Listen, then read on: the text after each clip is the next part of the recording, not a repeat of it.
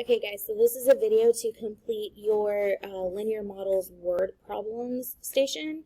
When we look at the paper, the only directions we're given is write an equation in slope-intercept form to model each situation.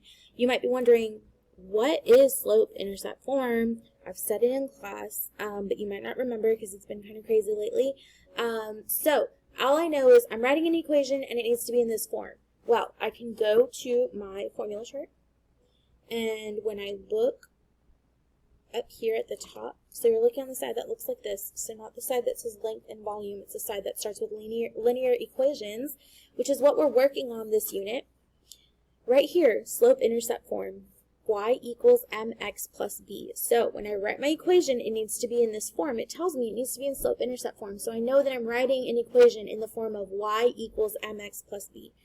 If you go to the blue notes that we did earlier this week, I have, so mine's not filled out, but you have y equals mx plus b on this blue, so you need this blue sheet to help you complete this as well. So at the top, or right above slope-intercept form, I'm going to write y equals mx plus b just to remind myself.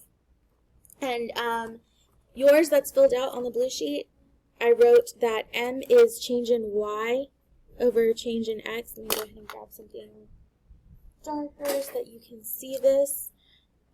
Change in y over change in x. And then over here for b, I should have written that is my y-intercept, or it's my initial value.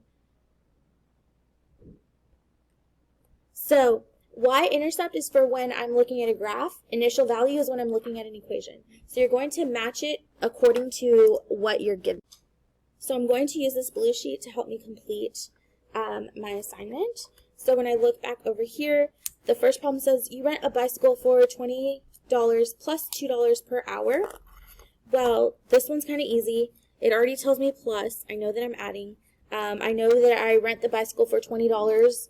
Before any hours, it's just $20. That's my initial value, so that's my B. And then $2 per hour, this per tells me that I'm multiplying. So my equation will be y equals 2x plus my initial value of 20.